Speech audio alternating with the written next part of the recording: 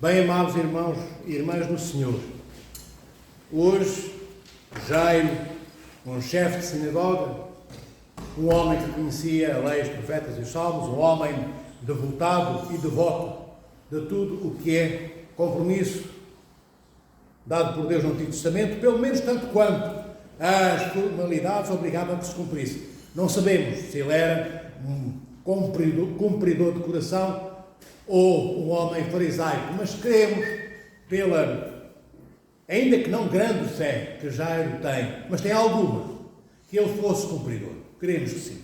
Bem, e Jairo é um chefe de sinagoga. Por natureza da sua função, ele não se aproximaria de Cristo, porque todos os sacerdotes e chefes de sinagoga não gostavam do nosso Senhor Jesus Cristo, para pôr isto em termos muito suaves. Não gostavam, não amavam, e não era alguém que fosse querido nem desejado ter nas imediações, se nessas imediações tivesse um sumo sacerdote. Bem, e vede o esforço, certamente o risco que Jairo correu, porque ao aproximar-se de Cristo, e sendo nosso Senhor Jesus Cristo não amado pelos sacerdotes, claro que Jairo corria o perigo de ser expulso da sinagoga, perder o seu ganha-pão, o seu pão do dia-a-dia, perder o seu estatuto religioso e social, perder tudo. Bem, mas quando as aflições batem à nossa porta, como bateram à porta de Jairo, quando as aflições tomam os contornos de um filho ou de uma filha, como no caso de Jairo, que estava tão doente, que todos temiam que ela morresse, que ela nascesse para os céus. Então nós, tal como Jairo, há 2000 anos atrás, nós deixamos de levar em consideração os nossos caminhos pessoais, o berço dourado, se nele houvermos de nascer, ou noutra coisa qualquer. Nós não olhamos mais para as conveniências sociais que a nossa postura nos obriga a desrespeitar-nos por amor ao filho ou à filha que temos e que carece. Talvez que nós peguemos nela, filha, ou nele, filho, para que possamos ir lá onde a sociedade não entende, onde os nossos amigos não percebem, onde ninguém nos acompanhará. Jairo foi. Jairo ouviu falar que Cristo fazia milagres, que o Senhor curava leprosos, que o Senhor dava olhos aos que não viam, que o Senhor punha as pernas a funcionar, uma diante da outra, àqueles que eram mancos e coxos. Jairo ouviu falar que lá das enxergas onde estavam deitados os paralíticos levantavam-se. Bem, e tomando conhecimento de todas estas e muitas outras coisas, do ponto de vista da ação de amor que Cristo realizava, ele não teme as conveniências sociais nem religiosas e vai lá onde ele crê que a sua filha pode ser curada. Bem, ele prostra-se aos pés do nosso Senhor Jesus Cristo. E este ato de prostração, de ficar de joelhos diante de Cristo, é, naturalmente, uma imagem exterior de um comportamento interior de humildade que Jairo certamente teve. E ele era sacerdote, era chefe de uma sinagoga, não era sumo sacerdote, mas era sacerdote de uma sinagoga. Era uma pessoa importante. E ali não há mais importâncias, a não ser aquela do nosso Senhor Jesus Cristo. Pelo amor à sua filha, que jaz doente e muito mal de saúde, Jairo esquece quem ele era, esquece tudo aquilo que não era adequado do ponto de vista do estatuto que ele tinha de fazer. Ele faz, ele ajoelha-se, ele tem humildade diante de Cristo e pede ao Senhor que vá à casa dele e que cure a filha. Bem, o Senhor diz que sim, Cristo diz que vai e põe-se a caminho. Só que, entretanto, entre aquele momento em que Jairo põe o joelho em terra diante de Cristo e o momento da chegada à casa de Jairo, onde está a sua filha ainda doente neste momento, e não morta, ainda doente, o que é que acontece? Bem, havia aquela multidão imensa que todos os dias andava com Cristo, ou pelo menos quando sabiam que Cristo se aproximava de alguma daquelas aldeias ou cidades, ou passava por algumas veredas, caminhos por aquelas terras de Israel, as pessoas juntavam-se multidões. A maioria eram curiosos. Como nós somos hoje. Lá onde ouvimos estourar um foguete, nós vamos. Não importa o que é que se está a comemorar, o foguete estourou e nós vamos. A maioria deles eram como a maioria de nós hoje. 90% dos que andavam com Cristo eram curiosos. Depois andavam uns quantos, naqueles 10%, que tinham algum temor ao Senhor nosso Deus, e havia só uma meia dúzia, talvez nem tantos, talvez nem meia dúzia, que sabiam que o Senhor era Deus, que Ele era plenamente homem, mas que Ele era plenamente Deus, que Ele era o Filho de Deus, Ele, Filho de Deus, logo divino, logo portador da natureza divina e da natureza humana. Estas distinções, nem aqueles que acreditavam que o Senhor era o Filho de Deus conheciam estas distinções de vontade humana, vontade divina, natureza humana, natureza divina. Isto é o Espírito Santo. Isto é o Espírito Santo, que depois, no dia de Pentecostes e daí em diante, quando 10 dias antes, na Ascensão, naquele momento antes, naquele milionésimo anterior, Cristo se eclipsar, subindo aos céus do olhar dos apóstolos, em que ele diz: enviar-vos-ei o Espírito Santo da parte do Pai, que vos vai ensinar todas as coisas e a fixar todas as coisas. É este Espírito Santo que, ao longo dos séculos, depois vai inspirar toda a Igreja para que, na revelação que o Senhor faz, mas velada aos olhos ainda, não centrados no amor e na humildade, como Jairo hoje demonstra ter, é necessário que o Espírito Santo insufle, infunda a sua vida naqueles todos que são o corpo de Cristo ao longo dos séculos, e aquilo que foi revelado começa a ser esclarecido. E o que foi revelado e começa a ser esclarecido começa a ser passível, isto é, começa a ter a possibilidade de eu, que não sabia, não entendia a revelação do nosso Senhor Jesus Cristo, que não tinha obtido esclarecimento, agora que a revelação aconteceu, agora que estou a ser esclarecido pelo corpo da Igreja, através da graça do Espírito Santo, eu começo a ver cristalinamente o que eu, de olhos abertos, via como se eles estivessem fechados. Voltando a Jairo. E este não quando aquela multidão, dizia eu, que apertava o Senhor, eram milhares de pessoas. E a certa altura há uma mulher que tem um fluxo de sangue, uma mulher que vertia sangue, tinha uma hemorragia permanente há 12 anos, diz a Sagrada Escritura, que ela tinha aquela hemorragia. Ora, na antiga lei, no Antigo Testamento, uma mulher, ou um homem, que vertesse sangue, tivesse uma anomalia destas, era considerada, no caso desta senhora, impura. Se era impura, ela não podia entrar no templo, ou seja, comparativamente com hoje, não podia transpor aquela porta e entrar na igreja. Não podia falar a ninguém a não ser impuro, impura, impura, impura. Era a única coisa que ela podia dizer quando andava na rua. És impura, isto é, impura, para que se afastassem todos, para que ela pudesse passar, porque ela não podia tocar em ninguém, senão a calamidade lhe era muito maior. A lei do Antigo Testamento é severa quanto a isso. A lei sem o espírito da própria lei. A lei morta, a lei que depois os sacerdotes e os subsacerdotes e o povo judeu passaram a viver. Então, aquela senhora era completamente ostracizada, marginalizada. Ela viveu 12 anos isolada, não podia falar com ninguém, não podia comer ao lado de ninguém, não podia tocar em ninguém, não podia estar perto de ninguém, não podia estar a orar com o seu povo e com os seus familiares no templo, nem sequer em sua casa ela podia rezar com alguém, com a sua família. Se filhos tivesse, também não podia estar com os filhos, nem filhas.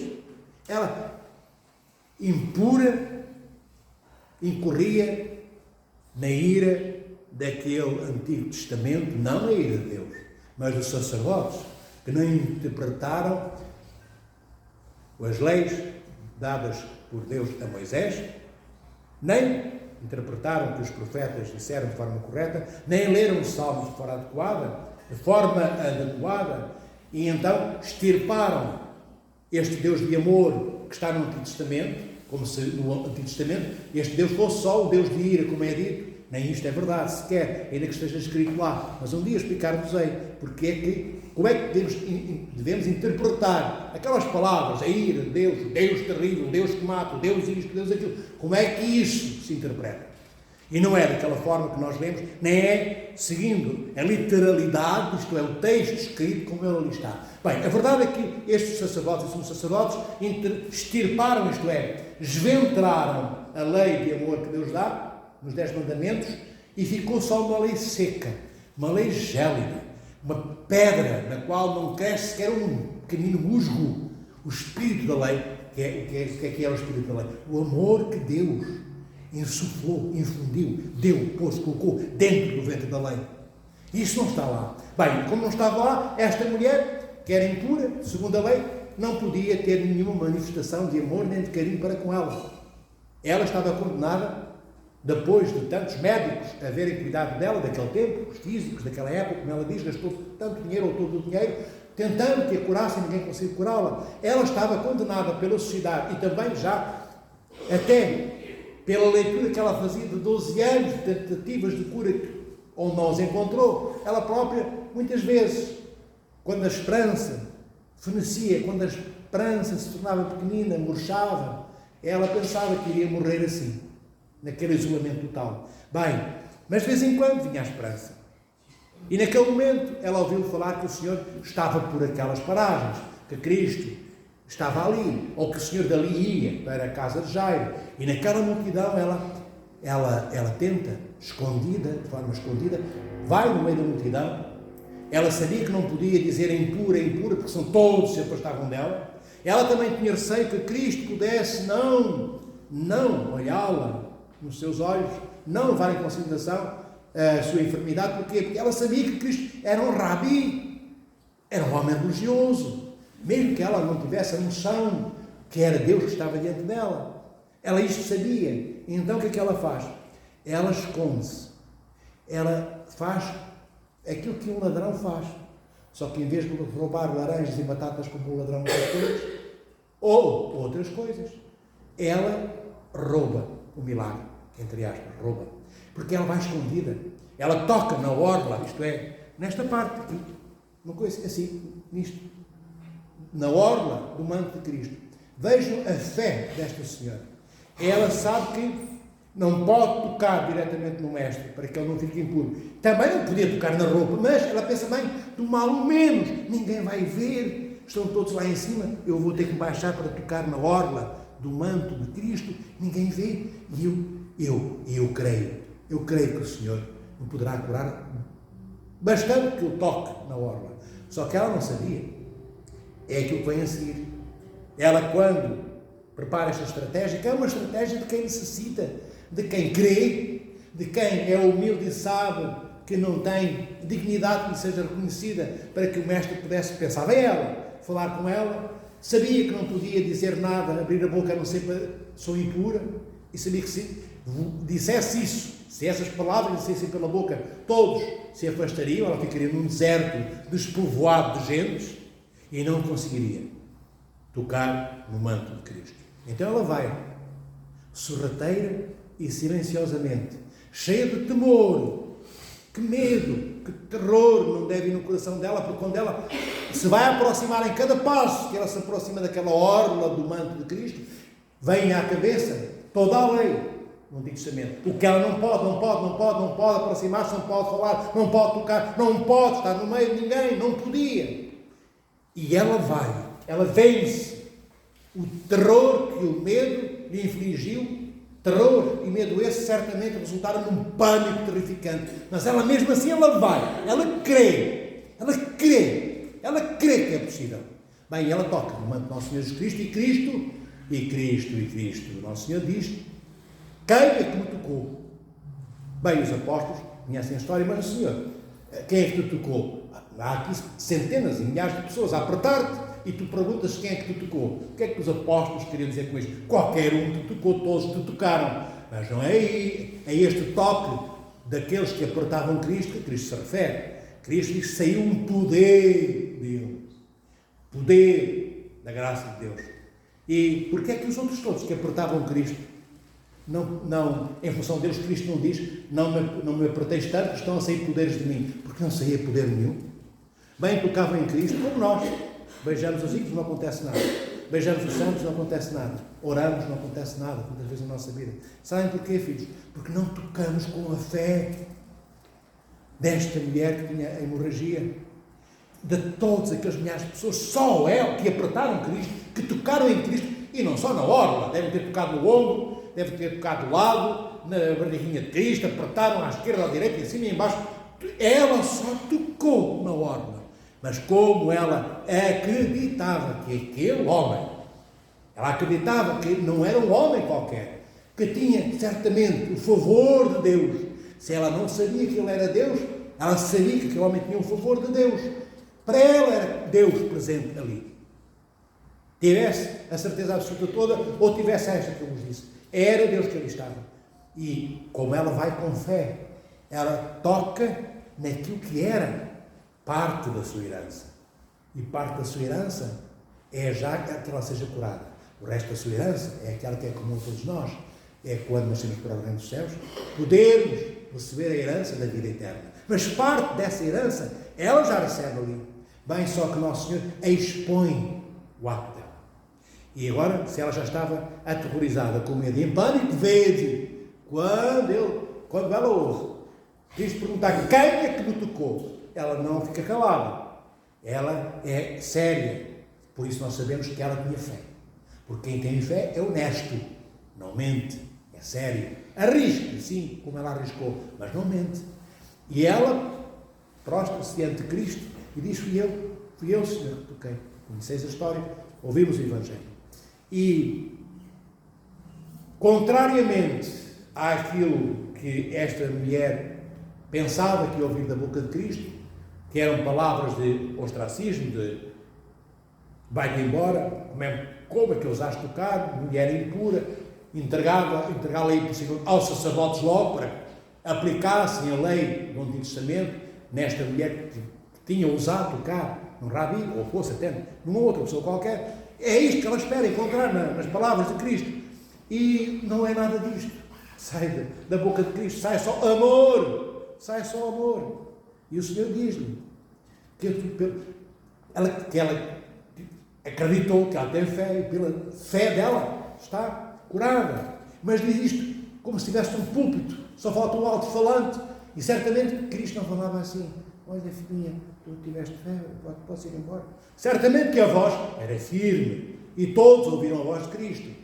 E porque é que Cristo fala alto e bom som diante de toda aquela comunidade que estava ali de pessoas, para que todos soubessem que ela estava curada. Então, 2 milagres que Cristo faz. Primeiro é curá-la a ela, da enfermidade física.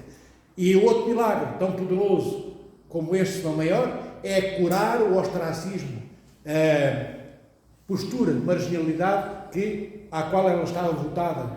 Esse segundo milagre, que vem após a cura física, reintegra aquela senhora na sociedade judaica do seu tempo. Ela passa a poder ir ao templo orar quantas vezes quiser, passa ao fim de 12 anos a poder beijar mãe e pai se estivessem vivos, ou filho e filha se também estivesse. Ela passa a poder falar, passa a poder estar junto, passa a poder andar pela cidade, passa a poder tocar nos outros e passa a poder falar e conversar com todos.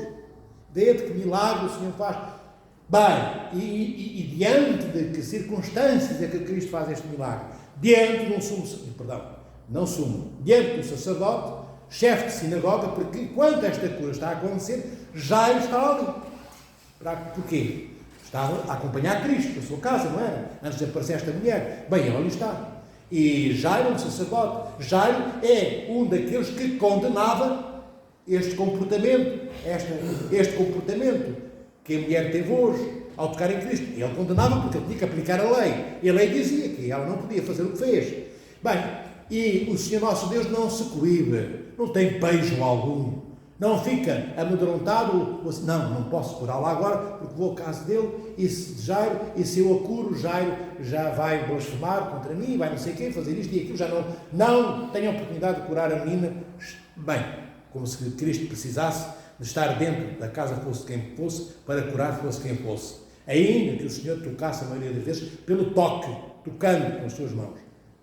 Como hoje, ela toca em Cristo, na orla, e depois vemos mais tarde, daqui a pouco já, Cristo tocar na mão da menina, da filha de Jairo. Bem, e é diante da lei personificada, é diante da lei do Antigo Testamento, personificada na presença de Jairo, que Cristo, nosso Senhor Filho de Deus, cura esta mulher à qual estava negada toda e qualquer ato de amor. A partir daqui, ela passa a ter o que tinha antes, mas de forma melhorada. Porque antes de ser uma mulher com aquela tipologia de enfermidade, antes de ter aquela doença, ela fazia parte da sociedade judaica. Mas agora é uma reintegração que lhe dá uma perspectiva diferente. Ela encontrou Deus. Até então talvez não houvera encontrado. Talvez não houvesse encontrado. Agora ela encontrou Deus. Quando for ao templo orar, ela orará de outra forma. Quando ela beijar os seus pais, os seus filhos, beijá-los com outra intensidade. Quando ela falar com alguém, ela saberá, não é? Com que profundidade ela deve falar, porque ela sentiu o milagre nela. E ela é, fisicamente, a portadora da nova realidade. Daquela mulher que era doente e agora é a mulher que tem saúde. Bem, a caminho da casa de Jairo, eis não quando alguém, porque alguém aparece dizendo: olha, Jairo, não vale a pena incomodares o mestre porque a tua filha já morreu. Ou seja, como o Senhor parou, quando estava a caminho da casa de Jairo, parou para curar esta senhora que vertia sangue. Entretanto, passou o tempo. E a filha de Jairo morre. E vem dizer, familiares, pessoas da casa de Jairo, dizer que não vale a pena incomodar o mestre. Mas Cristo diz-lhe: crê. É o que o Senhor diz. Diz mais umas palavras. Não fiquem por esta, porque esta é a mais importante de todas. Crê, Jairo. Crê. Continua com fé. Continua a ter esperança. E o Senhor vai, apesar de toda a população já saber que a menina estava morta. Porque a partir do momento em que Jairo comenta isto com Cristo, muitos ali, 2 ou 3 ouviram, 2 ou 3 já transmitiram aos outros 30 mil. Toda a gente sabia que a menina morreu e que o Senhor era louco. Bem, está morta. O que é que ele lá vai fazer? É que enquanto ela estava doente, todos acreditavam, pelos milagres que Cristo já tinha feito, curar leproso, curar cego, curar manco, curar coxo, curar paralítico, bem, também iria certamente curar aquela menina. Mas agora, ela não está doente, ela está morta. A história é outra. É preciso Deus. Só Deus ressuscitava os mortos. Os homens, as mulheres não ressuscitavam os mortos. Bem, e começam a zombar do nosso Senhor Jesus Cristo. Quando o Senhor diz: não, mas eu vou. E continua, e vai, e entra na casa. Riem-se de Cristo. É louco. Está morto, não está mais. É inútil, não está mais doente. Já morreu. Bem, e a verdade é que o Senhor, resumindo a história, não deixa entrar ninguém, a não ser os pais, 3 apóstolos, o pai e a mãe, e vão ter com a menina e diz à menina: levanta-te. E ela levanta-se. E ela ressuscita. E ela passa a ter vida.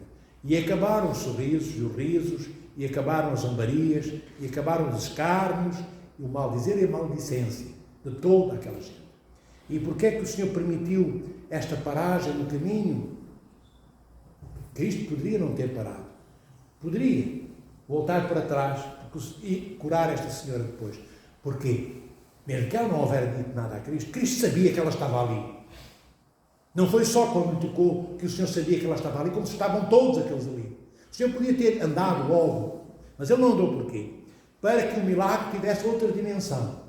Os milagres, a maioria dos milagres que Cristo faz, é para que todos tomem conhecimento de quem Ele é. O enviado do Pai, o Filho unigênito do Pai, Deus encarnado, tomando a carne humana.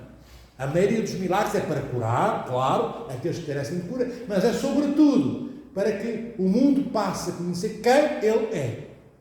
Quem Cristo é. E com esta paragem, o que é que acontece?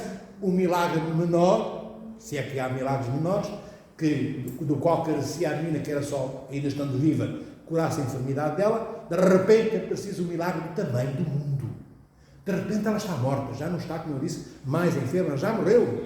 E aqui o Senhor aproveita este momento para que todos vejam que nenhum homem criado no meio dos homens, que não fora Deus, poderia ressuscitar aquela menina da morte. Foram eles que disseram que ela estava morta. Não foi Cristo que disse que ela está morta. Foram eles que verificaram com os físicos da época, com os médicos, entre aspas, da época. Todos sabiam que ela estava morta. E todos depois constataram que ela está viva.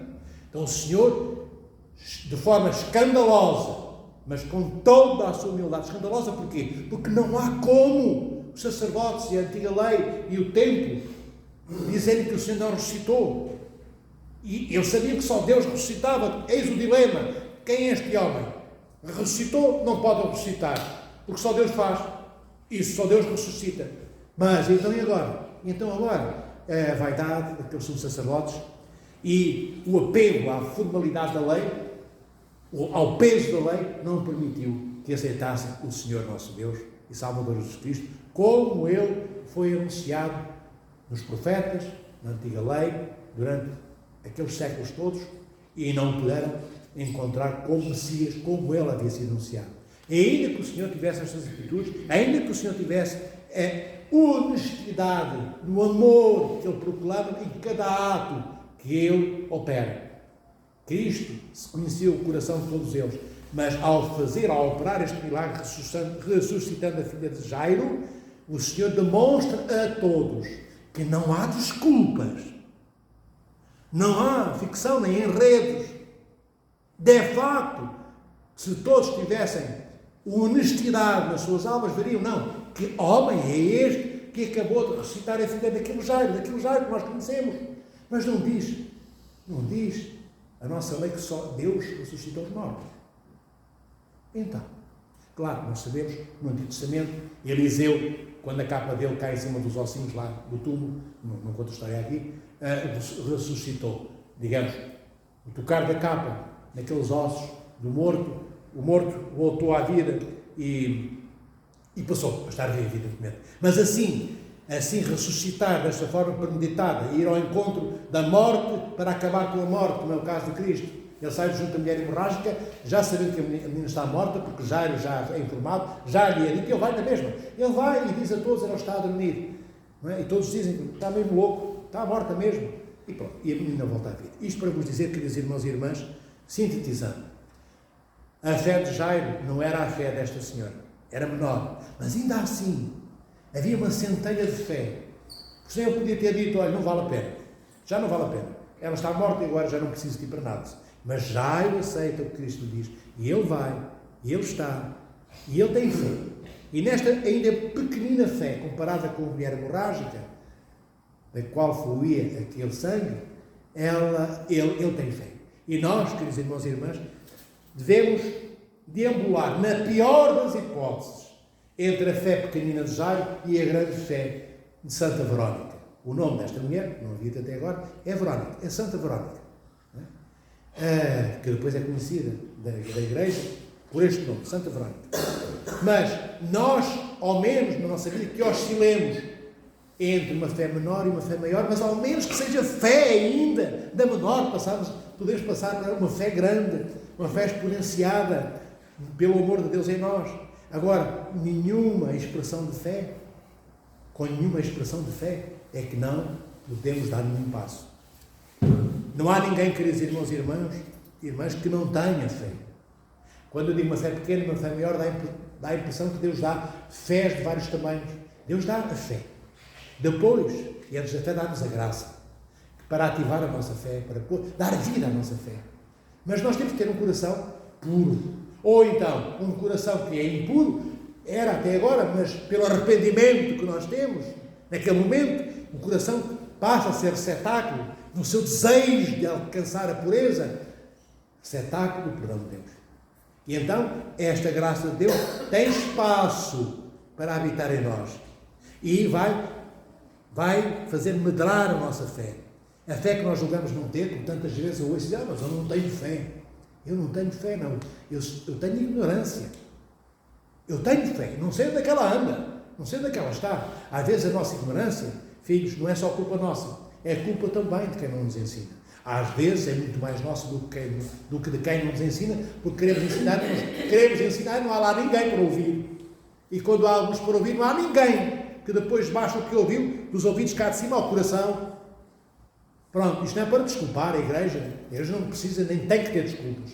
Mas também não é só a igreja que ensina, são os nossos pais, são os nossos amigos que nos devem ensinar, pelas experiências que têm de vida, pelo que já passaram pela vida também, não como mestres, mas como irmãos, dizer, não vais por aí, filha, cuidado, tu és livre, mas olha, aconteceu isto na minha vida, eu já passei por isto, eu já vivi isso, tem cuidado, não vais, eu vou contigo, deixas. E às vezes algum dos nossos irmãos pode permitir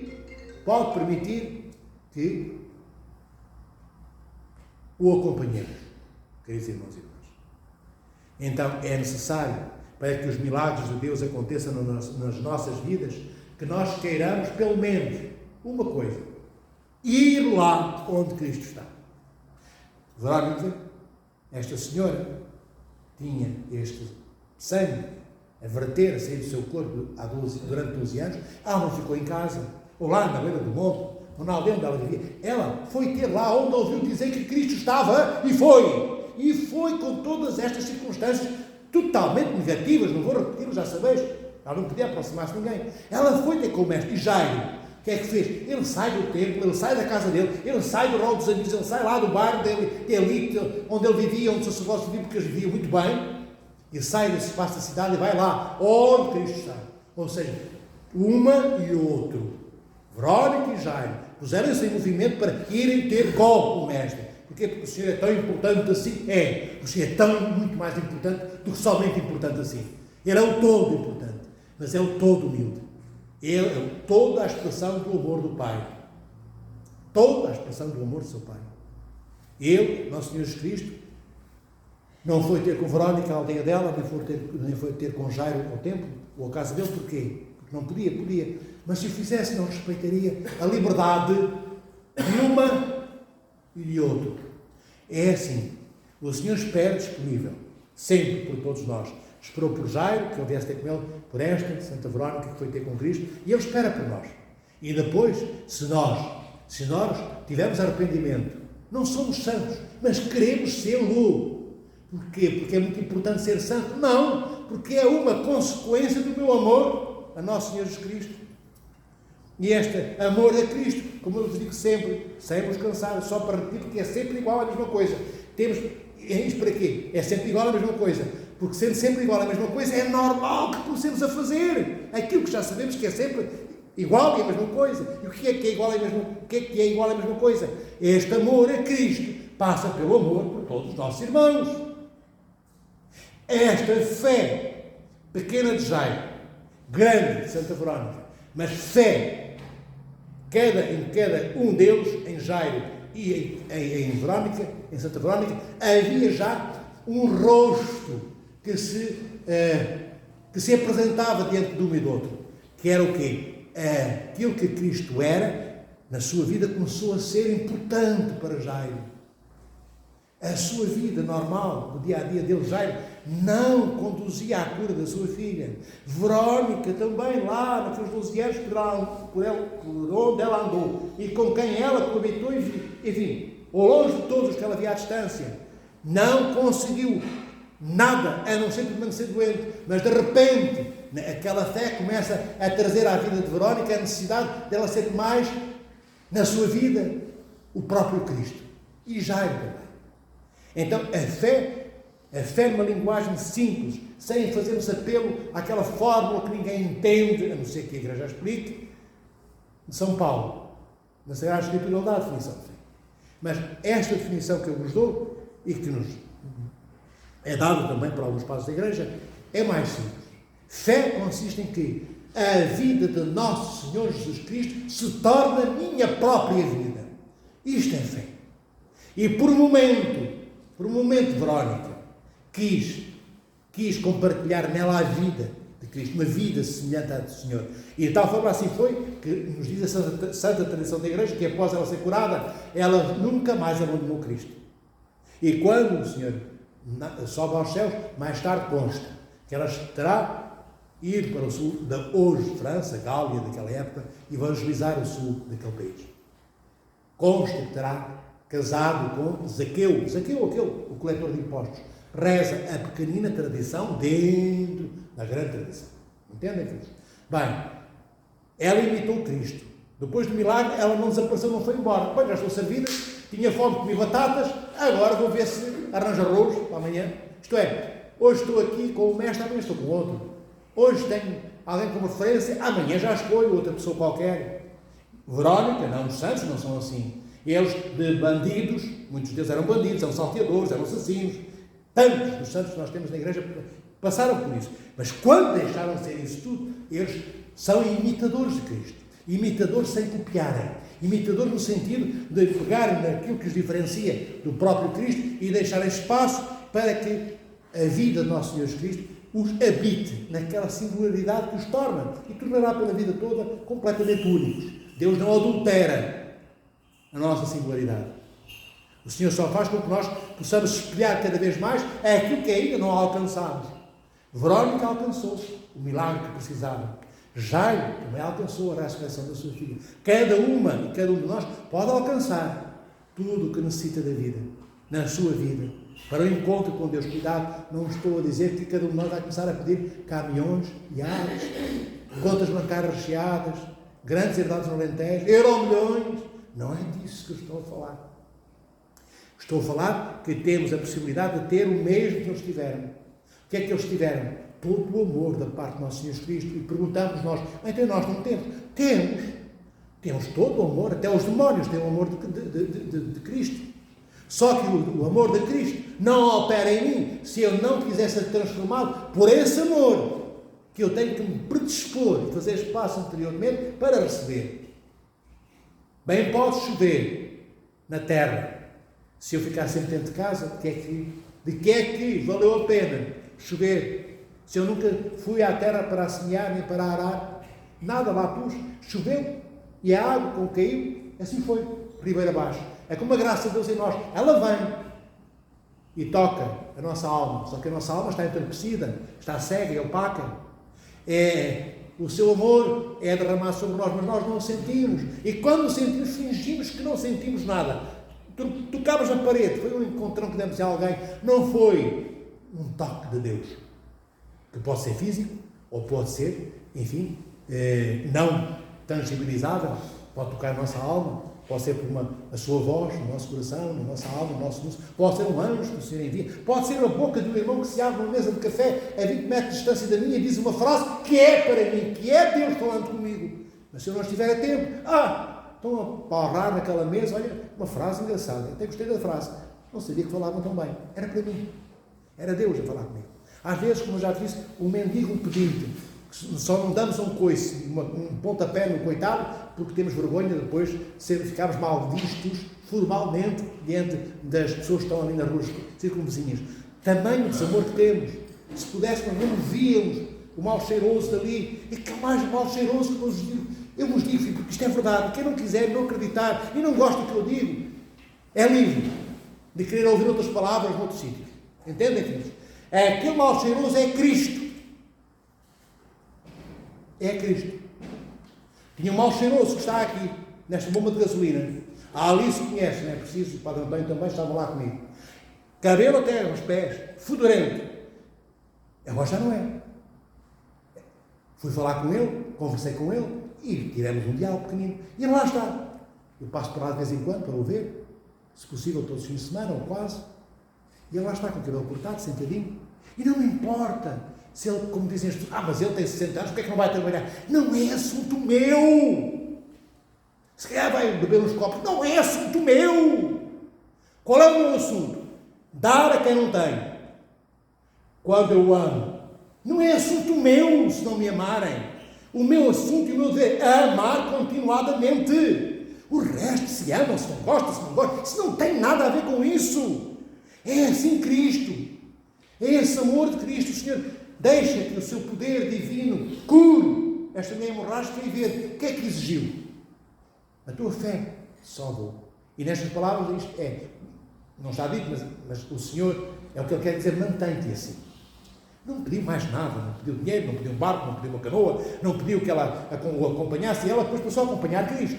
Mas ver, este miserável que está ali, eu dou-vos um exemplo, porque é um que eu conheço, entretanto, mas também conheço tantas pessoas que passam junto dos miseráveis e dão 2 tostões, 1 euro, mesmo 1 euro não dá nada. Lembremos assim, vou dar 1 euro a um pobre. Ver, Cristo não deu 1 euro, não deu o valor de 1 euro a Santa Verónica, deu tudo o que ela precisava, que era a cura da sua doença. Deus não deu boas palavras a Jairo, trouxe a filha de Jairo à vida, deu-lhe tudo o que Jairo precisava. Se eu vou dar 1 euro a um pobre, pensar, se eu agora fico 1 euro e só vou usar este euro, vou esquecer o dinheiro que tenho na carteira, só tenho 1 euro, ainda que lá tenha 1000 euros, e vou usar este euro para comer durante o dia, Que comida é que eu compro com €1? Perguntai-vos, como eu me pergunto. Será que vale a pena? O que é que nós pensamos? Não, eu dou €1, porque depois há muitas pessoas ao longo do dia que vão dar €1, 2, por aí fora, e no final do dia 20 pessoas ou 40 pessoas deram €1 e ficou com €40. O problema, meus filhos, é que o único euro que aquele menino, aquele senhor, aquele velhote, aquela velhinha ou aquele doente vai receber é só o euro que eu lhe dei. Nem recebeu antes nenhum, nem vai receber depois, porque é um em cada 100 mil pessoas que dá €1. Quanto mais pegar em 10 ou em 20, quanto mais pegar naquela pessoa e perguntar se ela tem fome, já que não quer dar dinheiro para lhe dar comida. Filhos, acreditai que no dia do juízo final é bem provável que alguns desses, se não todos esses e essas, nos seja por Cristo perguntado: então, mas quando eu estava no chão, tu deste-me €1? Eu não te dei €1 a ti, ao teu pai, à tua mulher, à tua família. Eu dei-te casa, eu dei-te emprego, saúde para manteres o teu emprego. Eu dei-te alegria nos filhos que nasceram do ventre da mulher que amavas. Eu, teu Deus, mas a mim só deste €1 que eu entreguei ao pobre que estava lá. Nem com esse eu fiquei. E aqui era eu, e aqui era eu, e aqui. De repente, nós passamos a vida toda, filhos, a ignorar Cristo. Não é só aqui beijar Cristo à igreja. Se o ignoramos na carnalidade dos irmãos onde Cristo repousa, entendem? De que nos adianta beijar os ícones. Se rejeitamos o Cristo que está à entrada da igreja, estendido no chão, de quê? Para quê? Melhor não virmos. Cada vez que beijamos um ícone do nosso Senhor Jesus, também Deus nessas circunstâncias, cavamos longura, afastamos de Deus. Claro que podemos arrepiar caminho, podemos mudar as nossas vidas em todo o tempo da nossa vida. Corremos o risco de um dia pensarmos: vou mudar amanhã eu mudo de vida, e morremos hoje à noite. Pode acontecer, porque já aconteceu com muitos, e até estávamos bem intencionados, era sério, íamos mudar mesmo amanhã, só que morremos hoje, já não conseguimos mudar. Amanhã vou à igreja, amanhã vou ajudar, amanhã vou ver como nós somos, amanhã eu faço, amanhã eu estou, amanhã eu estou fome, amanhã eu rezo pelos meus irmãos, amanhã se calhar a minha boca está fechada, prontinha, já dentro de um caixão, para ser coberta com a tampa do mesmo. Não vos digo e repito isto para vos atormentar, mas lembrai-vos. Qual é a maior certeza? A única certeza que temos. Serei eu louco e doido. Estou a falar de coisas que são ficção e romance. Qual é a única certeza que temos? Não é a morte. Logo aos 7, 8, 9 anos, quando começamos a ter consciência da nossa própria existência, isto é, quando percebemos que estamos vivos, ainda que crianças, já nos diz o pai e a mãe: vais morrer. Vais morrer. Só que como é uma coisa só para os velhinhos, pensamos nós, porque acontece mais com aqueles que são velhinhos e velhinhas, pensamos que estamos isentos, que temos um antídoto, somos eternos na nossa juventude, nos nossos 20, 30, 40, 50, não somos nada eternos, saímos, batemos com a cabeça ali, só, nem preciso de carro nem acidente, como eu aqui, caindo aqui no Dudal há pouco, basta escorregar ali naquele pedregulho, bater com a cabeça no chão e morremos já, uma embolia cerebral, uma coisa qualquer, um infarto, não sabemos onde é que ele veio, com 18 anos e morre-se com infarto, e com outras coisas medonhas, já nem falta cancro. Esse agora é o repasto, é a iguaria que este mundo nos dá, pela forma como nós maltratamos o mundo. E então, a nossa sementeira é má, os frutos que colhemos da sementeira que semeamos são cancros. Porquê? Porque só comemos porcarias, por bem no tempo, só comemos gaseificados e carne cheia de hormonas e vegetais cheios de pesticidas e curas. Como é que depois as nossas famílias vão adiantar cheias, pejadas de cancros? Nós somos canteiros já fora do hospital para que o cancro medre em nós, porque nós não tomamos medidas, não tomamos cuidados. Bem, não vou por aí, ficamos aqui por toda a vida. Porquê? Porque quando nós amamos os nossos irmãos, ficamos toda a vida com eles. Não vais por aí, como eu disse, vem cá, muda, olha Deus, olha o amor que Ele te quer dar, olha o que tu podes ser, se deixares de querer ser o que és. Isto é a nossa Santa Igreja, queridos irmãos e irmãs. É de crucial, é magnanimamente importante virmos ao templo, à igreja todos os domingos. Porquê? Porque queremos deixar-nos transformar pelo corpo e pelo sangue do Cristo, cujo corpo e sangue nós comungamos. Comungamos ao corpo e sangue de Cristo para nos fortalecermos, para sermos curados, como Verónica foi, para ressuscitarmos um dia para a vida eterna e não para o reino dos infernos. como a filha de Jairo foi ressuscitada. Ela ainda morreu depois. Mas nós, depois da nossa morte, não morreremos mais. Que o Senhor vos ame em todos os dias da vossa vida. E acreditai-vos que é por nos amar que vos digo estas palavras. Podia dizer outras coisas mansas, daquelas coisinhas que toda a gente gosta de ouvir, mas para isso, olha, vamos ver o Tipatinho, Zé Carioca, ver banda desenhada do Alto Dizem, que eu gosto. Desde criança gostei e gosto de Alto Dizem. Então vamos passear, pôr os pés descalços sobre a erva, não é? Aquela ervinha, aquela relva bem cuidada, à beira-tejo. Podemos fazer isso, filhos. Não é mau. Não podemos é fazer só isso. E esquecemos os outros irmãos que põem os pés em tostos. O Senhor os protege. Ame em vossos dias. E se puderdes recordar uma ou duas palavras destas que eu disse, meditai. Se achares que eu estou enganado, sois livres para buscar, ouvir coisas que mais vos agradam. Se porventura não for assim, cá vos espero, todos os domingos. Um beijo de todos nós para todos vós. Quem somos todos nós?